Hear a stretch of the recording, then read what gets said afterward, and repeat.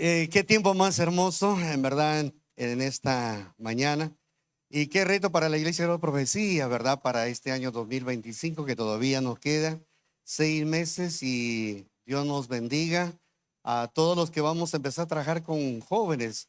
Y ese es algo que nos preocupa a la Iglesia a nivel nacional, ¿verdad? De hecho que todos estamos interesados, ¿verdad?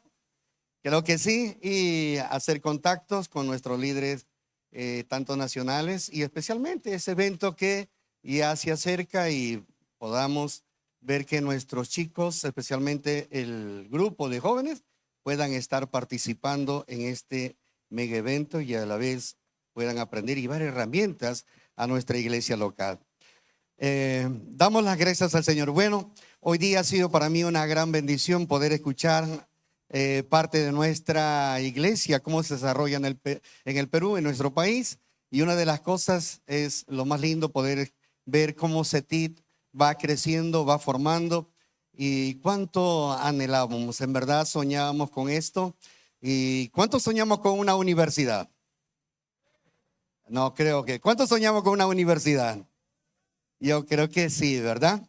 Para nuestros, yo creo que nietos, ¿no? Para nuestros nietos. Esta es una linda casa que nos ha albergado desde muy temprana edad. La mayor parte del día de ayer, los expositores exponían desde los años 80, ¿no? Esa juventud que comenzaron a crecer en esta institución.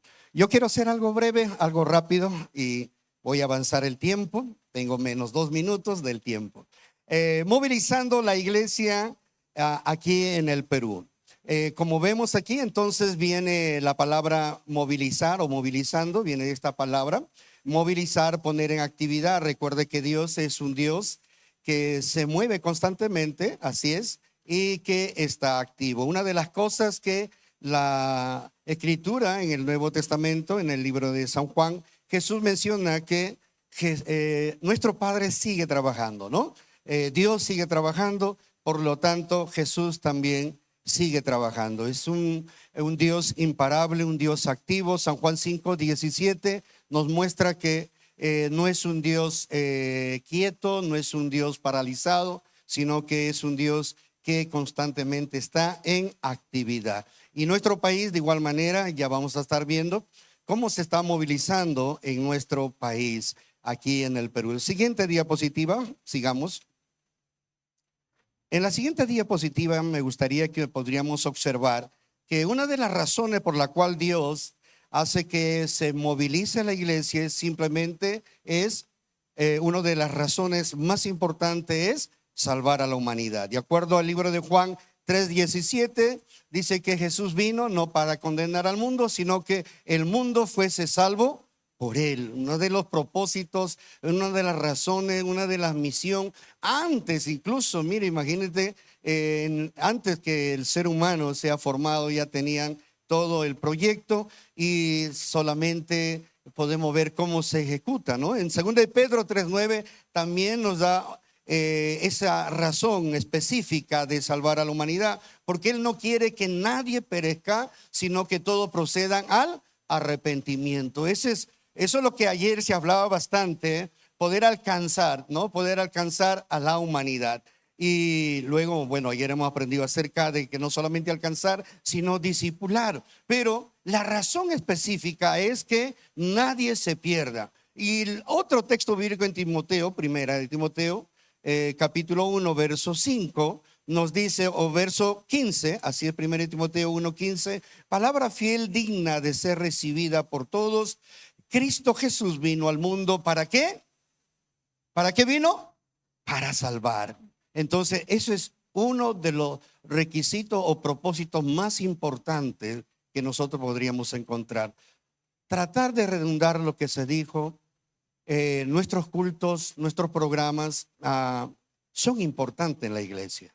Pero si nuestros cultos, nuestros programas no traen resultado de poder ganar almas, en realidad nos estamos quedando quietos. Y ayer el último exponente, ¿no?, nos hizo ver en 4 áreas y paralizarnos no estaría bien. Y creo que deberíamos ver si en realidad no estamos produciendo, esto sí preocupa, porque por todas las cosas que podríamos hacer, yo creo que no tendríamos a qué le llamamos a esto recompensa, porque la única forma, creo que alegre el corazón al Señor, es que las personas se conviertan a Él. Por eso que Él creó el mundo, la humanidad se desarrolló, se multiplicó. El deseo de Dios es llegar a la humanidad y que la humanidad sea salvo y que la humanidad le conozca que Él es el Dios del universo, el Dios que creó todas las cosas. Por eso comisionó patriarcas, sacerdotes, reyes, profetas. Vino Jesús al mundo con el propósito de dar su vida para salvar a la humanidad. Luego después vemos a Jesús organizando un grupo de personas, comisionándolos a ser discípulos. Entonces, una de las cosas importantes es que se pueda movilizar nuestra iglesia a favor de la conversión. Las personas se puedan convertir, poder nosotros predicar. Sigamos, tercera lámina. Su trasfondo histórico, algo lindo. Jesús nos mostró el día de ayer las diferentes dinámicas que usó para poder discipular. Pero hay algo también ahí, su trasfondo histórico, que Jesús deja un ejemplo, deja un modelo de cómo la iglesia en su conjunto pueda hacer un trabajo especial. Y podemos nosotros observar que nuestra iglesia toma ese papel importante. Y aquí quiero que ustedes puedan ver en nuestro país, la IDP en el Perú, que no ha dejado de movilizarse. Más bien podríamos nosotros ver aquí el realce y el crecimiento que ha tenido aquí en el Perú la IDP. En el año 1953, una persona, un hermano que se llama Andrés Córdoba, de 25 años, hizo contacto por espacio de 2 años a nuestras oficinas internacionales. No sé cómo llegó acá a Lima en esos años, un mensajero a la blanca con las direcciones y todo lo demás para que puedan comunicarse. Antiguamente los correos demoraban de 6 meses, 1 año, y ellos hicieron un contacto. En el año 55 viene el evangelista Carlos Colón. Empieza a organizarse la primera iglesia en el Cerro San Cosme y mire, y tenemos la primera pastora, no el primer pastor, es la primera pastora en el Cerro San Cosme, Sara Valle de Rodríguez. Se da cuenta que hoy en día tenemos un problema con este asunto, ¿no? Pero no la iglesia, sino fuera de la iglesia. No, la iglesia no tiene problema, tiene bien posicionado su asunto teológico. Y como evangelista, ¿cuántos de ustedes se recuerdan José Fernández Ramírez? Algunos de ustedes, los más antiguos, que ya tuvieron la oportunidad de abrazarlo, estar con él, algunos de atenderlo, ¿verdad? Y en el año 55 entonces viene el evangelista Carlos Colón, organizó, él creo que es puertorriqueño, y organiza la iglesia y algunas otras iglesias como también en Breña, Pativilca, Guarmey y algunas partes de la sierra, y más o menos deja 15 iglesias. Las primeras 15 iglesias hasta el año 63. 63 al 68, siendo ya el supervisor nacional, Antonio Ledesma, de nacionalidad mexicana, logró alcanzar 5 iglesias más, dejando un total de 20 iglesias. Del 68 al 73, el supervisor nacional fue Mario Gandía, nacionalidad mexicana, reforzó a algunas iglesias de donde estaban organizadas, igual manera por la parte de la sierra, y abrió nuevos campos misioneros. Esto dio fruto en el año 73 al año 83 por el supervisor nacional Tulio Rodríguez, de nacionalidad República Dominicana, dejando en el año 83, 60 iglesias en nuestro país. Como ve, están avanzando de poco en poco.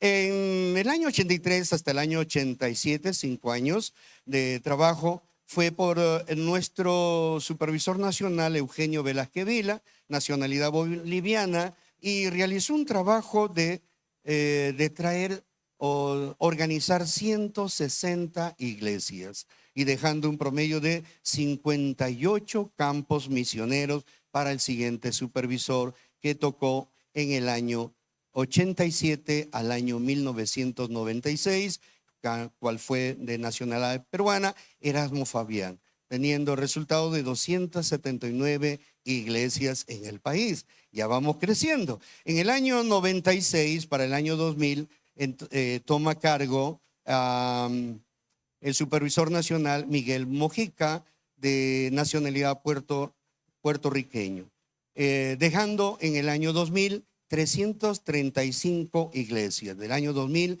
a este año 2024 tenemos actualmente nuestro amado supervisor nacional, Rafael Albino, en la cual podemos ver que se ha triplicado hasta el año 2024, se ha triplicado cerca de 1016 iglesias y algunos campos que lo vamos a ver más adelante. Para avanzar, ¿cuánto podemos decir amén hasta aquí? ¿Nos alegra o no nos alegra?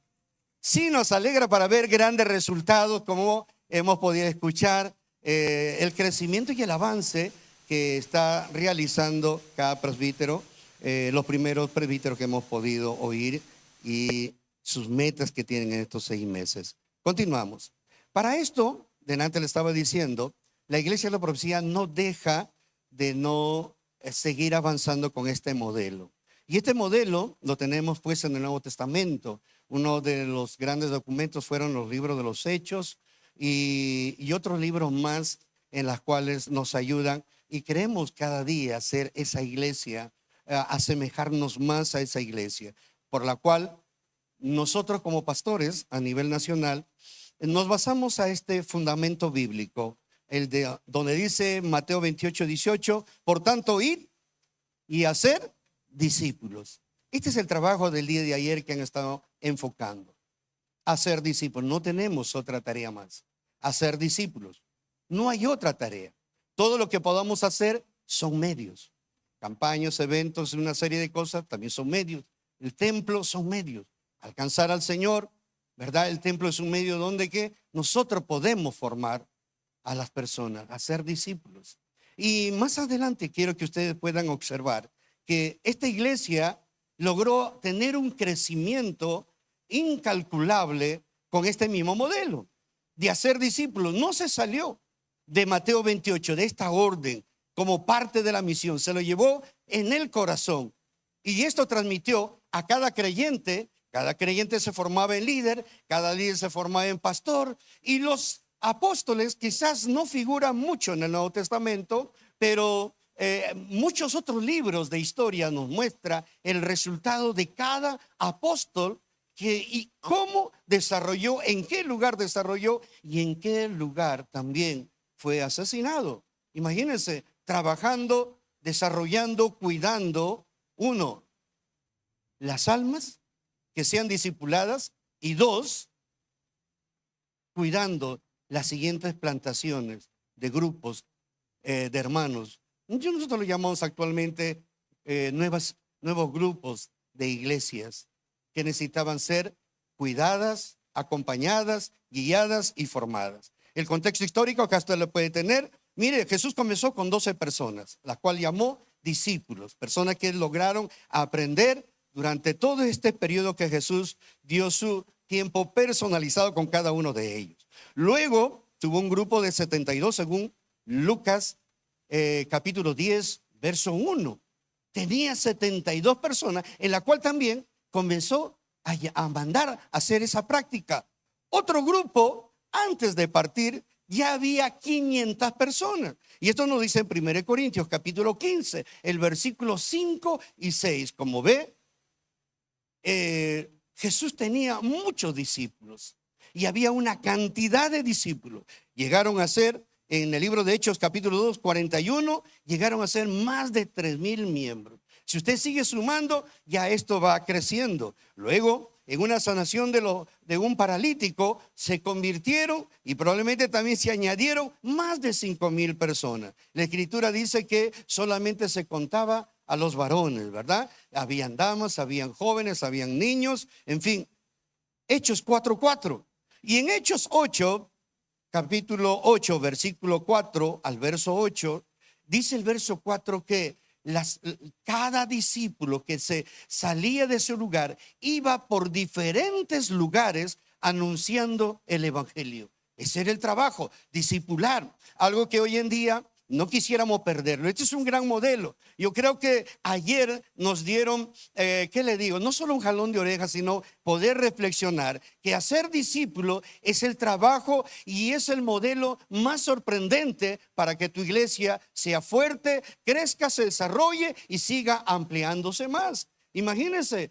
La gente se iba y anunciando el evangelio. El verso 5, 6, 7 y 8, en donde ellos llegaban, compartían, establecían nuevas iglesias. Ellos no se quedaban así. Una formación increíble. La siguiente diapositiva.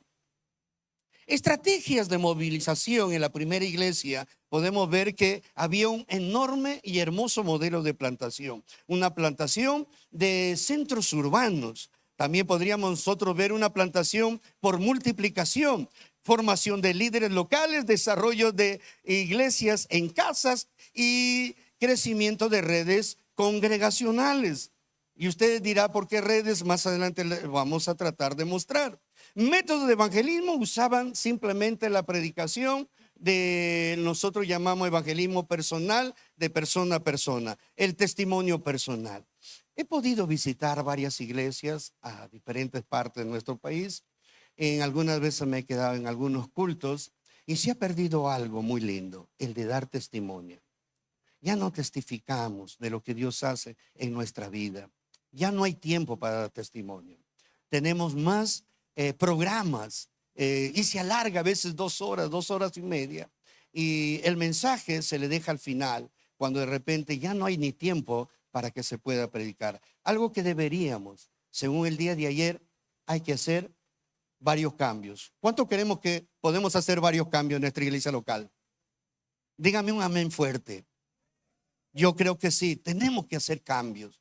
La gente necesita ver testimonio. En nuestras células sería muy lindo que ellos puedan testificar el por qué ahora ellos sirven al Señor, por qué recibieron a Cristo, aceptaron a Cristo como su Señor y Salvador.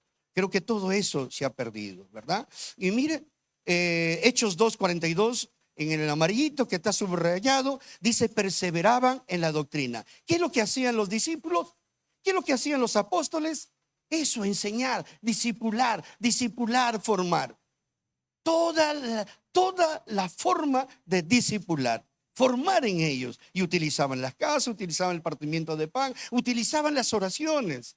Hoy es preocupante que miembros no saben orar, no tienen, un concepto de la oración. ¿Por qué la oración? Hay que discipular, hay que entrenar. Según Lucas capítulo 11, verso 1, los discípulos a Jesús le decían: Señor, enséñanos a orar. Y hay un gran problema de nuestros consiervos que no están enseñando a orar. Si usted puede sacarle a orar, incluso por los alimentos, no sabe orar. Si usted le saca a orar por la apertura de un programa, no sabe orar por la apertura de un programa. Porque no hay un discipulado, no hay una formación. Pero ellos oran bastante, pero una oración que de repente no es muy eficaz, no es muy efectiva. Necesitamos discipular. Y esto es lo que hacía. Y miren en el capítulo 6 de Hechos, y solo quiero ver en la parte amarillita para avanzar el tiempo. Dice que en el último, el verso 7, dice: crecía la palabra del Señor y el número de los discípulos se multiplicaba. Escogieron líderes que conocían la palabra de Dios. Y en el capítulo 7 de Hechos, usted puede ver uno de ellos, a Esteban, que hablaba tranquilamente todo lo que había sucedido en el libro de Éxodo, tanto que se sorprendía, pues mandaron a matar, a callar. Qué tremendo conocimiento, que puede conversar con doctores de la ley. Estrategias de movilización. No podemos movilizar si nuestra iglesia no está discipulada. Así es, no se puede. Siguiente diapositiva, rápidamente. Estrategias de movilización de la iglesia primitiva. Un liderazgo organizacional, como antes hemos dicho. Apóstoles itinerantes que tenían que cubrir áreas. Y por aquí podríamos nosotros ver, y esto nos dice en uno de los libros de Flavio Josefo en Antigüedades, que Pedro predicó por toda la parte del Mediterráneo y murió en Roma. ¿Cuántas iglesias en el Mediterráneo había? Había muchas iglesias. ¿Usted cree que Pedro solamente se quedó en Jerusalén? Andrés predicó en toda esa área de Grecia, Macedonia, bueno, y murió, ¿no? Fue crucificado en la ciudad de Patras. Felipe predicó en Asia Menor, donde que Juan escribía las cartas y tenía que llegar a esas iglesias de Asia Menor. Pero quien también cuidaba cómo iba la plantación de estas 7 iglesias en Asia. Se salieron de Jerusalén, se salieron, hermano, de la ciudad de todo el territorio de Palestina. Este varoncito llamado Felipe. Tomás predicó en la India entre los años 53 al año 68 y bueno, ahí fue martirizado, ¿no? En la ciudad de Mandras. Pero todo ese lugar, las nuevas plantaciones, la estrategia de movilizar la iglesia primitiva, o sea, los adultos, nosotros los mayores, los más antiguos, ya los que tenemos tiempo, debemos nosotros conducir, guiar, ayudar. Ya no podemos competir con los jóvenes, y competir sería algo raro. En el ministerio no estamos para competir, más bien para dar todo lo que Dios ha podido bendecirnos. Ayer la ministra Gladys nos hablaba cuánto Dios nos ha bendecido, cuánto Dios nos ha llenado, ¿verdad? Muchos años, y sería trágico llevarlo esto a la tumba. Mateo predicó en Etiopía, Santiago el Mayor predicó en España, llegó hasta el Lírico, hoy actualmente en la ciudad de Yugoslavia. Judas Tadeo, Bartolomé, y como puede ver, una tremenda lista. Eran las personas mayores, cuidaban el sembrío, la plantación, las nuevas iglesias que nuestro Nuevo Testamento quizás no menciona, pero esta era la forma de crecer, hacer discípulos. La siguiente diapositiva. Desafíos, problemas, lo tenían, sí, pero tenían algo especial, su formación. Tenían bien claro quién los llamó, para qué los llamó y hacia dónde van. Obstáculos como por ejemplo, tenían persecución, barreras culturales, había religiosos, había judaizantes, había gnósticos, había filósofos, herodianos, fariseos, saduceos, esenios y había celotes, una gran cantidad de barreras culturales. Y ellos no tenían problema con eso. Estos desafíos se preocupaban más en el asunto de formación. Si no logramos nosotros discipular, una iglesia en verdad se va a quedar ahí. Siguiente diapositiva. Como vemos aquí, el resultado es impactante tanto cuantitativamente y cualitativamente. Podemos nosotros observar, mire, las siguientes iglesias. La plantación de iglesia no es de hoy. La plantación de iglesia está en nuestro Nuevo Testamento. Y yo aprendí de los años 80 ver a mi pastor activamente, al pastor Alfonso Sánchez, que es uno de los ancianos ya cerca de 90 años, la cual también es mi suegro y siempre he querido imitarle a él.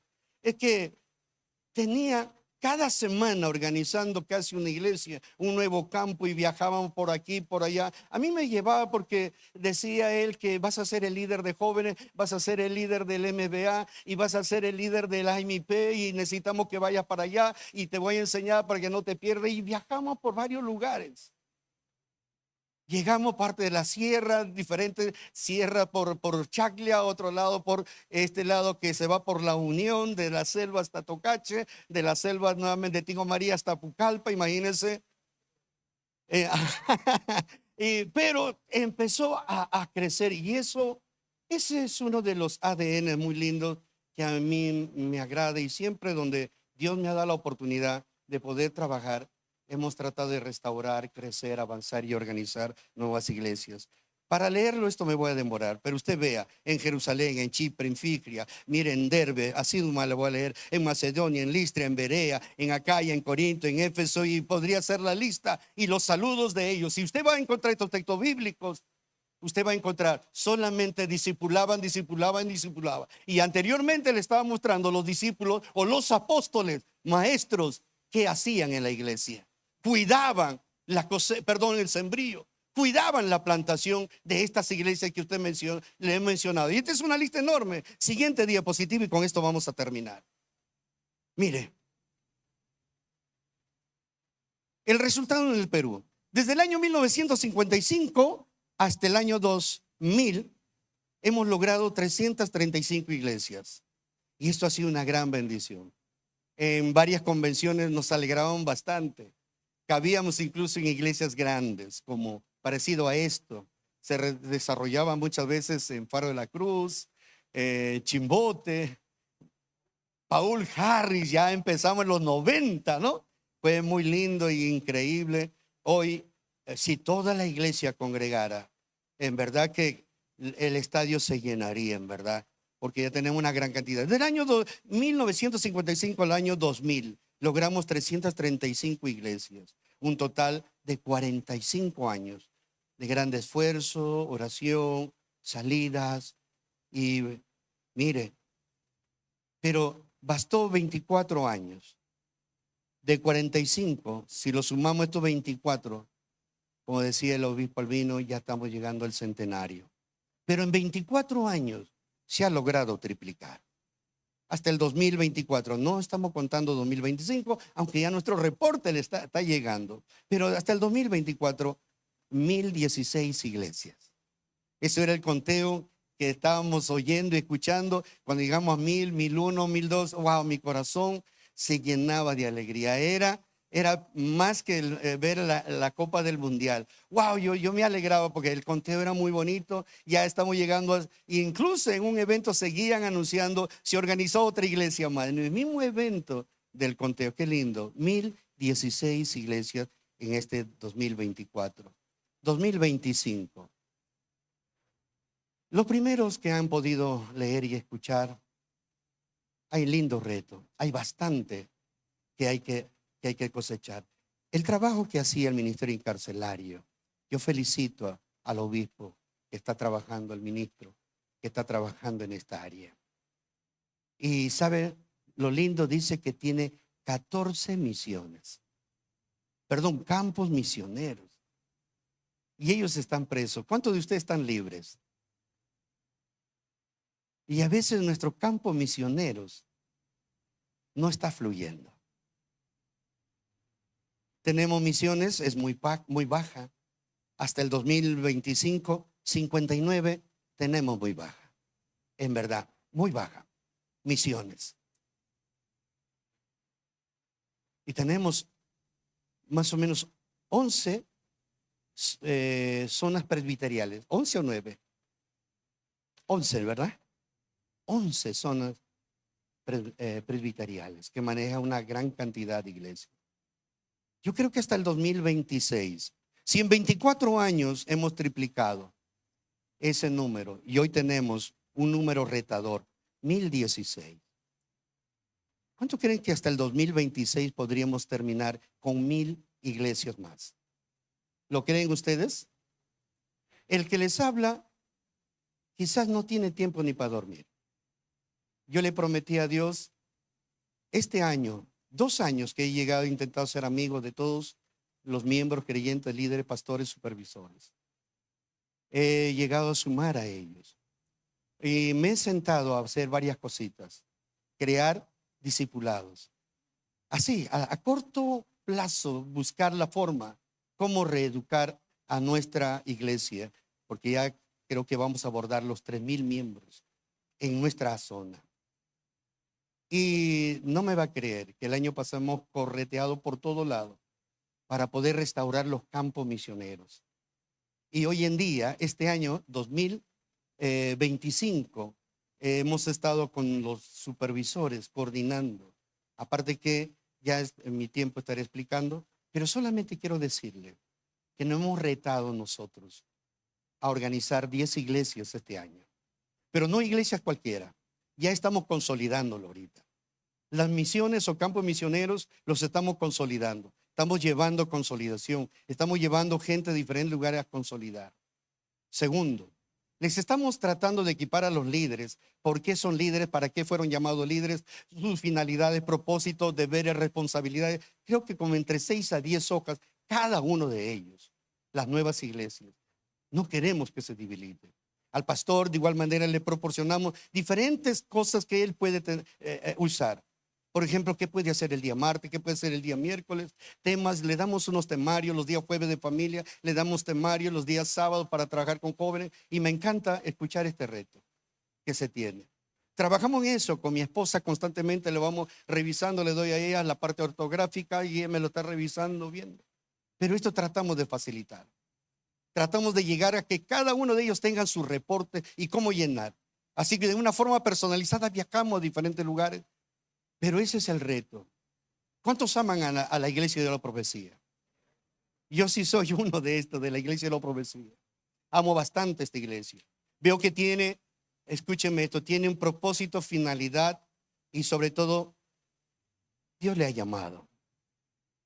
Dios le ha llamado. Yo quiero que te pongas de pie. Regálame solamente un minuto. Estoy en mi tiempo.